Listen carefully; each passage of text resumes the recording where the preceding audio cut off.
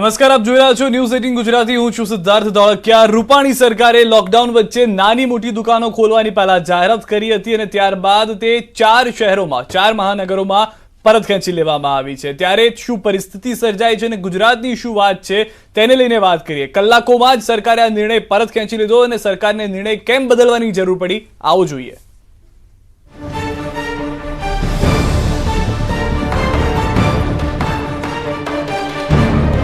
રૂપાણી સરકારે અખાત્રીજથી નાની મોટી દુકાનો ખોલવા માટે મંજૂરી આપી હતી, પરંતુ દુકાનો ખુલ્યાની સાથે જ મહાનગરોમાં લોકો રસ્તા પર કામ વગર ફરવા નીકળી પડ્યા. લોકો ભૂલી ગયા કે હજુ અમદાવાદ સહિતના મહાનગરોમાં કોરોનાનો હાહાકાર યથાવત છે. આખા રાજ્યમાં કોરોના પોઝિટિવ કેસનો આંકડો 3000ને પાર થઈ ગયો છે. ત્યારે અમદાવાદ મનપા કમિશનરે તો અમદાવાદમાં કોરોનાના કેસનો રાફડો ફાટવાની શક્યતા વ્યક્ત કરી છે. તેમણે કહ્યું છે કે અમદાવાદમાં 15મી મે સુધીમાં કોરોના આ રીતે જ ફેલાતો રહ્યો તો 50,000 કેસ થઈ જાય તો પણ નવાઈ નથી. હાલ અમદાવાદમાં 4 દિવસની આજુબાજુનું કેસ ડબલિંગ રેટ છે. જો 4 દિવસ દર ચોથા દિવસે કેસ ડબલ થાય તો અમે જે આકલન કર્યું છે, અને આ આકલન ભારત સરકાર દ્વારા, રાજ્ય સરકાર દ્વારા પણ કરવામાં આવ્યું છે, 15 મે સુધીમાં લગભગ 50,000 કેસ અમદાવાદ શહેરમાં થાય અને 31 મે સુધીમાં 8 લાખ જેટલા કેસો થાય, જો કેસ ડબલિંગ રેટ 4 દિવસનું રહે તો. પરંતુ વારંવાર હું કહું છું કે મહેનત જે કરી હોય એનું ફળ હંમેશા મળતું હોય છે. આપણે બધાએ શહેરમાં જે મહેનત કરી છે એનું ફળ ચોક્કસ મળશે. સરકારના નાની મોટી દુકાન ખોલવાના નિર્ણય બાદ ન્યૂઝ 18 અહેવાલ પ્રસારિત કર્યો હતો, જેમાં અમે દર્શાવ્યું હતું કે આવી મહામારી વચ્ચે છૂટછાટ આફત લાવી શકે છે. લોકોએ પણ પોતાના મંતવ્યમાં કહ્યું હતું કે સ્થિતિને જોતા આવી છૂટછાટ ન આપવી જોઈએ. ન્યૂઝ 18ના અહેવાલ પર સરકારે મહોર મારી અને દુકાનો ખોલવાનો નિર્ણય પરત ખેંચ્યો છે, જેમાં અમદાવાદ, સુરત, વડોદરા અને રાજકોટમાં 3 મે સુધી દુકાનો ખોલવા પર પ્રતિબંધ લગાવાયો છે. 3 મે સુધી અગાઉ ચાલતી હોય જીવન જરૂરિયાત અને આવશ્યક ચીજ વસ્તુઓ સાથે જોડાયેલી હોય એ સિવાય કોઈ પણ દુકાનને અમદાવાદ, વડોદરા, સુરત અને રાજકોટ મહાનગરમાં ચાલુ થવા દેવાની પરવાનગી કલેક્ટરશ્રી અને કમિશનરશ્રી દ્વારા આપવામાં આવશે નહીં. પહેલા સરકારે દુકાનો ખોલવાની મંજૂરી આપી, પરંતુ જે રીતે લોકો રસ્તા પર નીકળી પડ્યા તે જોઈ સરકારને તાત્કાલિક પોતાનો નિર્ણય પાછો ખેંચવાની ફરજ પડી હતી. રાજ્ય સરકારે દુકાનો ખોલવાની જાહેરાત બાદ પોતાનો નિર્ણય પાછો ખેંચ્યો છે. જે રીતે લોકો રસ્તા પર બિનજરૂરી કામ વગર નીકળી પડ્યા છે તે જોતા સરકારને પણ ફેરવિચાર કરવાની જરૂર પડી.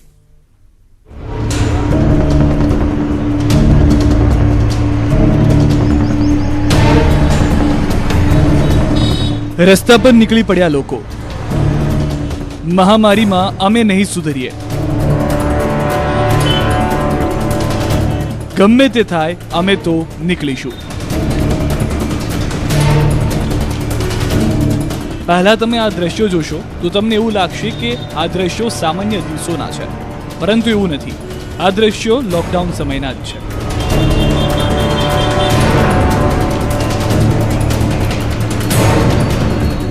પહેલા તો એવું જ લાગશે કે આ મહામારીમાં લોકો રસ્તા પર કેમ ફરી રહ્યા હતા, પરંતુ આ સરકારે આપેલી છૂટછાટનો ખુલ્લો દુરુપયોગ કહી શકાય.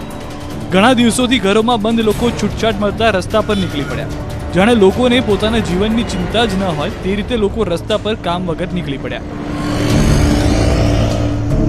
અમદાવાદ હોય, સુરત હોય કે પછી વડોદરા, દરેક શહેરના રસ્તા પર લોકોના ટોળે ટોળા જ જોવા મળ્યા. જાણે કોરોના મહામારી ગુજરાતમાંથી જતી રહી હોય એ રીતે લોકો રસ્તા પર કામ વગર ફરતા જોવા મળ્યા.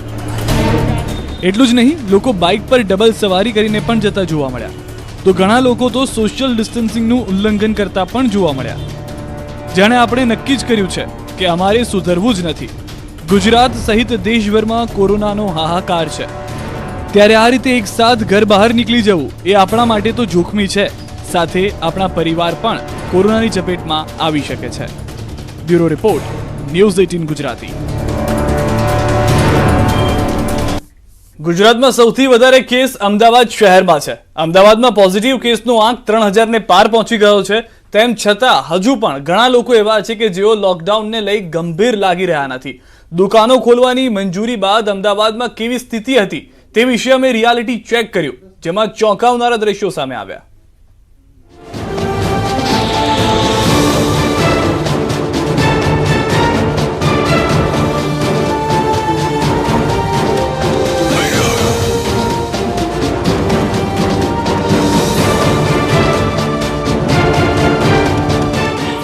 મહાનગર અમદાવાદના લોકો જાણે કોરોના શું છે તેમને ખબર જ ન હોય. આ લોકોને તો એવું જ લાગે છે કે દુનિયામાંથી કોરોના મટી જ ગયો છે. અમદાવાદના રસ્તાઓ પરના લોકોને જોઈને એમ જ કહી શકાય કે અહીંયા કોઈ બજાર ભરાય છે. સરકારે કહ્યું હતું કે ટુ વ્હીલર પર માત્ર એક વ્યક્તિ નીકળે, પણ સમજવું કોને છે?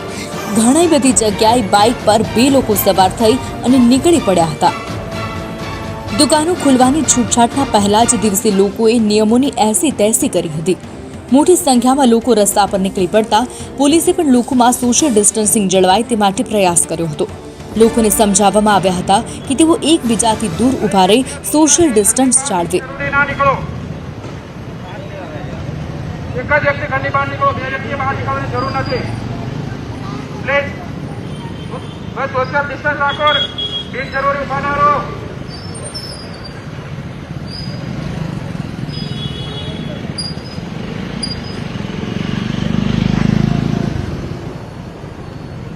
વહેલી સવારના વેજલપુર વિસ્તારના દ્રશ્યો બતાવવા માંગીશ કે જ્યાં આગળ વહેલી સવારથી જ લોકોની ભીડ જોવા મળી રહી છે. અમુક જે દુકાનો છે જેવી કે મોબાઈલ રિપેરિંગ છે, એસી રિપેરિંગ છે, તે દુકાનો છે તે વહેલી સવારથી ખોલી દેવામાં આવી છે અને તેના કારણથી અને લોકો જે છે તે લોકો પોતાની જે વસ્તુ ખરીદવાની હોય કે કોઈ કમ્પ્લેન હોય તેના માટે થઈ અને દુકાને જઈ રહ્યા છે. પરંતુ જો વાત કરવામાં આવે તો પોલીસના માટે હવે નવો ટાસ્ક આવ્યો છે.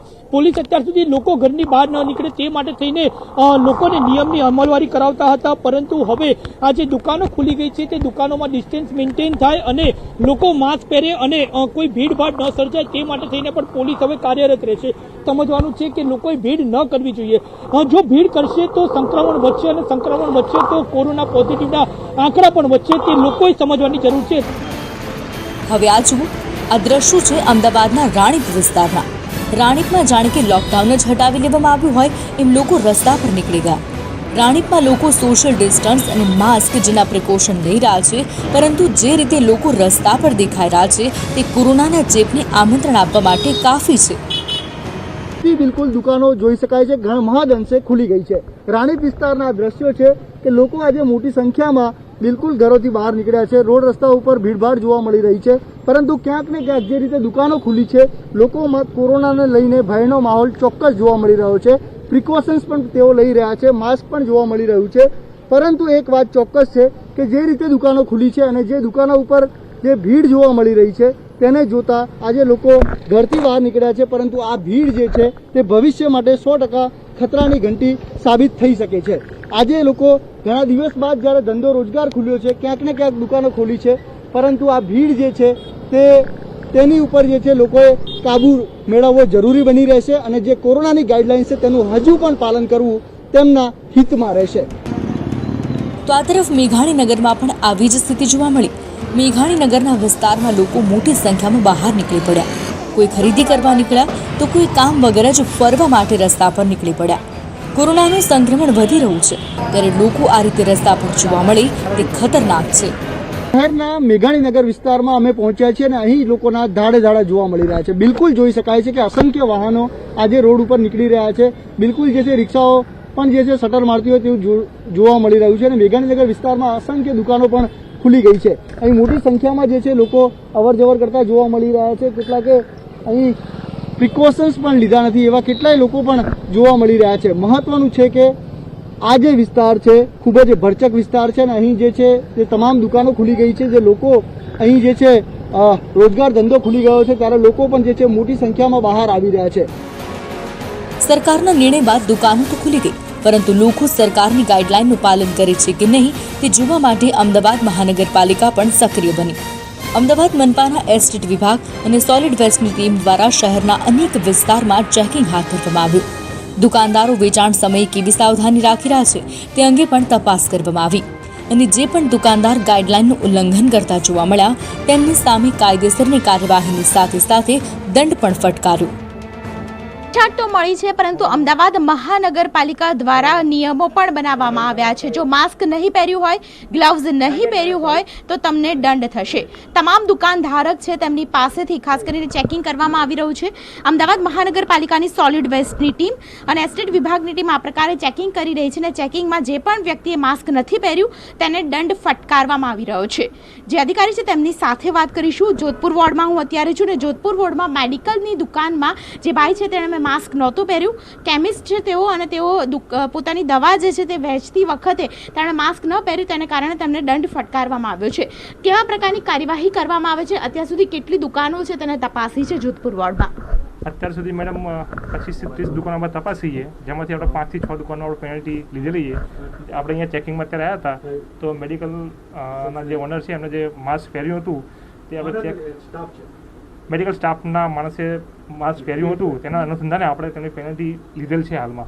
કેટલી પેનલ્ટી લેવામાં આવે છે અને કેટલી લેવાશે? કમિશનર સાહેબની સૂચના મુજબ ફર્સ્ટ ટાઈમ જે પેનલ્ટી લેવામાં આવે છે તે 1000 રૂપિયા છે અને સેકન્ડ વાર જો એ પકડાય માણસ તો એની 5000 પેનલ્ટી છે. અચ્છા, તો આ પ્રકારની પેનલ્ટી છે તે અધિકારીઓ દ્વારા ખાસ કરીને લેવામાં આવે છે. જે પ્રકારે કાર્યવાહી થઈ રહી છે તેની સાથે અમદાવાદ મહાનગરપાલિકા દ્વારા વિશેષ પ્રકારે તમામ દુકાનો તપાસવામાં આવશે. સરકારના નિર્ણય બાદ લોકોએ દુકાનો ખોલી તો ખરા, સાથે સાથે નિયમોની પણ એસી તહેસી કરવા લાગ્યા છે. ત્યારે મહામારી વચ્ચે સરકારે દુકાન બંધ રાખવાનો કરેલ નિર્ણય યોગ્ય જ છે. Bureau report, news 18 Gujarati, Ahmedabad.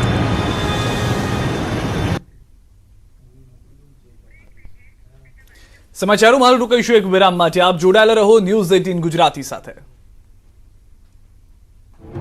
વિરામ બાદ આપનું સ્વાગત છે. રૂપાણી સરકારે નાની મોટી દુકાનો ખોલવાની જાહેરાત કરી પછી માત્ર અમદાવાદ શહેરમાં જ આવા દ્રશ્યો સર્જાયા હોય એવું નથી, પરંતુ સુરત અને રાજકોટ શહેરમાં પણ લોકો કોઈ પણ ચિંતા કર્યા વગર રસ્તાઓ પર નીકળી પડ્યા.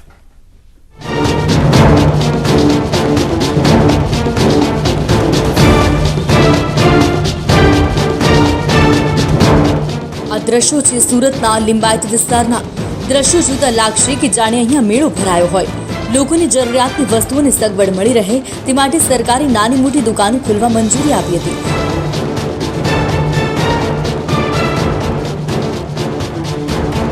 પરંતુ દુકાનો ખુલ્યા બાદ જાણે કે સુરતના લોકો પાગલ જ બની ગયા. લિંબાયત વિસ્તારમાં એટલી મોટી સંખ્યામાં લોકો ભેગા થઈ ગયા કે રસ્તાઓ પણ જામ થઈ ગયા. જો આટલી મોટી સંખ્યામાં લોકો એક સાથે ભેગા થશે તો કઈ રીતે કોરોના સામે લડી શકાશે? ત્યારે પોલીસે પણ વિડીયોના આધારે લિંબાયતમાં કડક કાર્યવાહી હાથ ધરી 20 લોકોની અટકાયત કરી. માત્ર મહાનગર જ નહીં પરંતુ નાના ગામડાઓમાં પણ આવી જ સ્થિતિ જોવા મળી. રાજકોટના ધોરાજીમાં પણ લોકો રસ્તા પર કામ વગર ફરવા નીકળી પડ્યા. ધોરાજીના જમનાવાડ, ગેલેક્સી ચોક, ઉપલેટા રોડ પર લોકોના ટોળા જોવા મળ્યા. ધોરાજીમાં લોકોએ પોલીસનો કોઈ ડર રાખ્યા વગર નિયમોની એસી તહેસી કરી હતી. રાજકોટના ગામડાના લોકો તો ઠીક, પણ શહેરીજનો પણ જાહેર રસ્તા પર ફરવા નીકળી પડ્યા. ગાર્મેન્ટના ધંધા રોજગારને ખોલવાની મંજૂરી ન અપાઈ હતી, છતાં ધર્મેન્દ્ર રોડ પર તો ગાર્મેન્ટના ધંધા સાથે સંકળાયેલ લોકો મોટી સંખ્યામાં એકઠા થયા હતા. ત્યારે પોલીસે પણ સઘન ચેકિંગ હાથ ધરી ગાર્મેન્ટના ધંધાર્થીઓ દુકાન ખોલે તે પહેલા જ ઘરે મોકલી દીધા હતા. જો આવી જ રીતે લોકો ભેગા થવા લાગશે તો કોરોના સામેની જંગ જીતવી અઘરી થઈ પડશે. આજે સરકાર દ્વારા જે આંશિક દુકાનોને છૂટ આપવામાં આવી છે, ત્યારે બિનજરૂરી કોઈ પણ લોકો બહાર ન નીકળે અથવા તો બિનજરૂરી જેમને છૂટ નથી આપવી તેવી કોઈ પણ દુકાન ન ખુલે, તેને લઈને રાજકોટ શહેર પોલીસ દ્વારા અલગ અલગ બજારોમાં પેટ્રોલિંગ હાથ ધરવામાં આવ્યું છે. આપ દ્રશ્યો જોઈ શકો છો કે એ ડિવિઝન પોલીસ છે અને તે મુખ્ય જે બજાર છે ત્યાં અત્યારે પેટ્રોલિંગ કરી રહી છે. ઘણા બધા લોકો છે તે એકઠા થયા હતા બિનજરૂરી. આપ દ્રશ્યો જોઈ શકો છો. આવા લોકો ઉપર તેમને છૂટા પાડી રહી છે, તેમને ઘરે જવાનું સમજાવી રહી છે અને જે પણ દુકાનો કે જે ખોલવાની છૂટી નથી તેવી તમામ દુકાનો છે અત્યારે પોલીસ બંધ કરાવી રહી છે અને તમામ જગ્યાઓ ઉપર આ જ રીતે તપાસ હાથ ધરી રહી છે અને બિનજરૂરી જેટલા પણ લોકો નીકળી રહ્યા છે તેના ઉપર કાર્યવાહી કરી તેને સમજાવવાનો પણ પ્રયત્ન કરવામાં આવી રહ્યો છે. કેમેરા પર્સન નવનીત લશ્કરી સાથે હરીન માત્રાવાડિયા, ન્યૂઝ 18 ગુજરાતી, રાજકોટ. અને હવે વાત કોરોના યોદ્ધાની.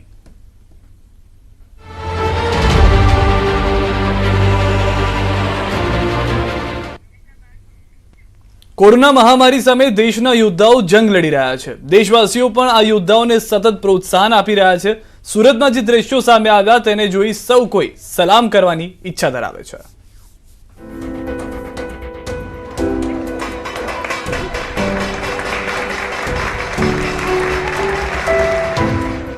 રસ્તા પર ફૂલોની ચાદર બિછાવી રહી છે.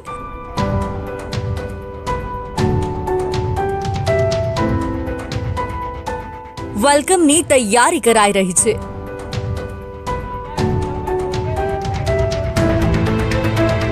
તેના આગમનની રાહ જોવાઈ રહી છે.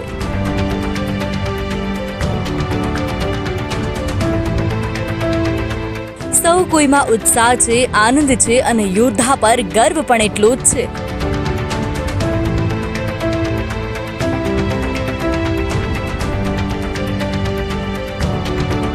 બાળકોથી લઈ યુવાનો અને વૃદ્ધો તૈયારીમાં લાગી ગયા છે.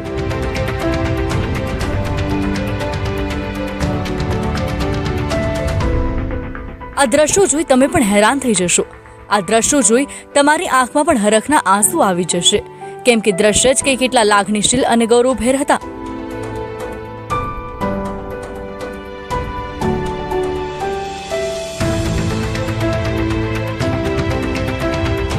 દેશ મહામારી સામે જંગ લડી રહ્યો છે. પ્રધાનમંત્રી મોદીની અપીલની સાથે દેશવાસીઓ પણ ઘરમાં કેદ થઈ ગયા.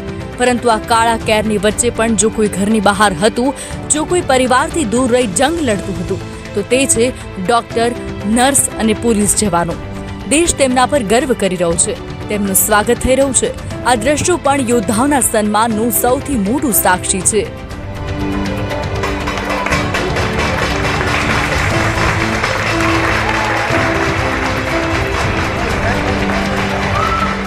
સુરત સિવિલ હોસ્પિટલમાં નર્સ તરીકે ફરજ બજાવતા આભાબેન ગોયા હોસ્પિટલમાં કોરોનાગ્રસ્ત દર્દીઓની જીવના જોખમે સેવા કરી રહ્યા છે અને તેમના ભગીરથ કાર્યને તેમના પરિવાર સહિત સોસાયટીના સ્થાનિકોનું પણ એટલું જ સાથ સહકાર છે.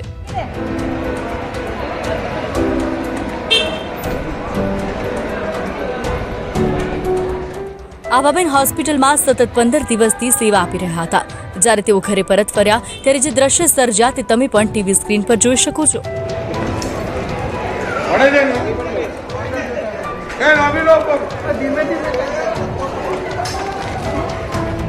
આભાબેનની આંખમાંથી હરખના આંસુ સરી પડ્યા, કેમ કે સોસાયટીના સ્થાનિકો તેમનું ભવ્ય સ્વાગત કરતા હતા. ફૂલોની ચાદર પાથરી હતી, પુષ્પ વર્ષા થઈ રહી હતી, થાળી અને તાળી સાથે સૌ કોઈ તેમને આવકારી રહ્યું હતું.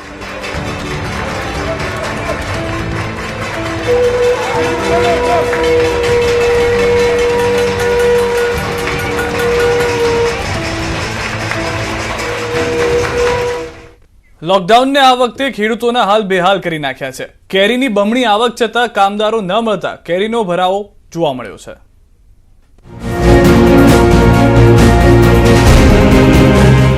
આ વર્ષે કેરીઓ હાડહાડ થાય તો નવાઈ નહીં. લોકડાઉનના કારણે ઇજારાદારોએ લાખો રૂપિયાના રોકાણ પછી કેરી ઉતારી શકતા નથી, કારણ કે કામદારો મળતા નથી. કેરી પડી પાકી ગઈ છે, એટલે ભારે નુકસાનની ભીતિ સેવાઈ રહી છે. પણ મુશ્કેલી બહુ છે. માલ તૈયાર છે, માલ અમે ઉતારી શકતા નથી, કારણ કે ટોટલ મજૂર વર્ગ બધું ઉના બાજુથી આવે છે. અત્યારે કોઈ મજૂર વર્ગને આવવા નથી દેતું. મજૂર વર્ગ આવવા તૈયાર નથી લોકડાઉનના હિસાબે, ને માલ અમારી પાસે તૈયાર છે તો મજૂર વગર અમે માલ ઉતારી શકતા નથી. તો ચાલુ વર્ષે કેરીના વેપારીઓ પણ ખૂબ મોટું નુકસાન થશે તેમ જણાવી રહ્યા છે, કેમ કે એક તો કેરી ઓછી આવે છે અને કેરી યાર્ડમાંથી ખરીદી કરી દુકાન પર આવીએ છીએ ત્યાં સમય પૂરો થઈ જાય છે, એટલે વેપાર કરવામાં ખૂબ તકલીફ પડે છે. લોકડાઉનને લઈ સમય મર્યાદાને લઈ અમે ધંધો કરી શકતા નથી અને 50%નું નુકસાન થાય છે. અને કોરોનાની હિસાબે 4 કલાક વેપાર કરવા મળે છે. એમાં અમને વેપારી લોકોને એવી તકલીફ થાય છે કે અહીંથી માલ લઈ જવો, દુકાને પહોંચાડવો, એને પકાવવો, એને વ્યવસ્થિત રાખી શકતા નથી. ટાઈમના અભાવે માલ વેચી શકતા નથી. માલને ગોઠવણી, હેરવણી, ફેરવણી કરીએ છીએ. તો ફ્રૂટ કમિશન એજન્ટો કહે છે કે કેરીની આવક ખૂબ ઓછી છે. તાલાળા વિસ્તારમાં કેરી ખૂબ છે. મગફળીને લઈને કોઈ પણ આવક નથી. વર્ષે આ વિસ્તારમાં રોજ 5 થી 6 હજાર બોક્સની આવક હતી. આજે 300 થી 500 બોક્સ જ આવે છે. ગત વર્ષે આ શ્રેણીમાં 1500 થી 1700 હતા, ત્યારે 500 થી 700 છે. આ વખતે 400 થી 700 રૂપિયા સુધીનો ભાવ છે. ગયા વખતે એ જ કેરી 1200 થી 1800 રૂપિયા સુધી બોક્સ વેચાતો હતો. એટલે અડધા કરતાં પણ આ વખતે ઓછા ભાવ છે. એક તો માલ નથી અને આટલા ઓછા ભાવ છે, અને ખેડૂતો અને ઇજારદારોને બહુ મોટા પાયામાં નુકસાન છે. એક તરફ યાર્ડમાં કેરીની ઓછી આવક, તેવામાં લોકડાઉનનું ગ્રહણ આ વર્ષે કેરી પર દેખાય તો નવાય નહીં. અને હવે અંતમાં નજર કરીએ કે બારડોલીના સ્મશાન ભૂમિમાં અંતિમ સંસ્કાર બાદ અસ્થિ વિસર્જન કરવા માટે પવિત્ર ગંગા નદી હરિદ્વાર ખાતે ખોલવામાં આવે છે. હાલ લોકડાઉનમાં સ્મશાન ભૂમિમાં 125થી વધુ અસ્થિ ક્યારે લોકડાઉન ખુલે અને પવિત્ર ગંગા નદીમાં વિસર્જિત થાય તેની રાહ જોઈ રહી છે.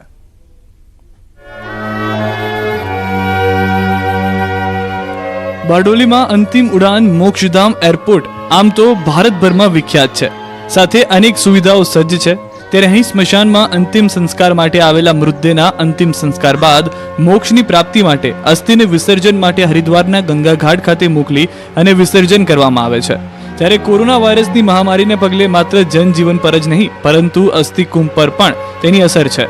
બારડોલીના સ્મશાનમાં 33 દિવસના લોકડાઉનના સમયમાં 125થી વધુ અસ્થિકુંભ પવિત્ર ગંગા નદીમાં વિસર્જન થવાની રાહ જોઈ રહ્યા છે. ત્યાર સુધીમાં લગભગ 101 અસ્થિ ભેગી કરી છે અને જ્યારે કોરોના ઉઠશે ત્યારે અમે એને હરિદ્વાર પધરાવવા માટે મોકલી.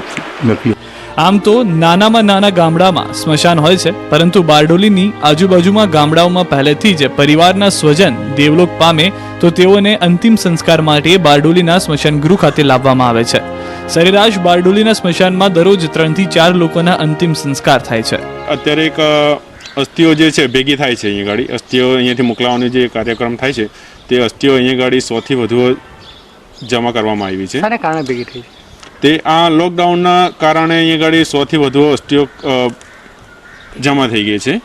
તો એને લોકડાઉન જ્યારે ખુલી જશે ત્યારે એમનું વિસર્જન કરી દેવામાં આવશે. આમ તો બારડોલીના સ્મશાન ગૃહના સંચાલક દ્વારા અસ્થિ વિસર્જન માટે સુંદર સુવિધાનું આયોજન કરવામાં આવ્યું છે. અઠવાડિયા દરમિયાન એકત્ર થયેલી તમામ અસ્થિ વિસર્જન કરવા મોકલી દેવાય છે અને અસ્થિ વિસર્જન થતાં જ દેવલોક થયેલા સ્વજનના પરિવારને ટેલિફોનિક જાણ પણ કરવામાં આવે છે. ત્યારે હાલ સ્મશાનમાં વિસર્જનથી વંચિત એકત્ર થયેલા અસ્થિકુંભ માટે સ્મશાનના સંચાલકોએ પણ ચિંતા વ્યક્ત કરી હતી.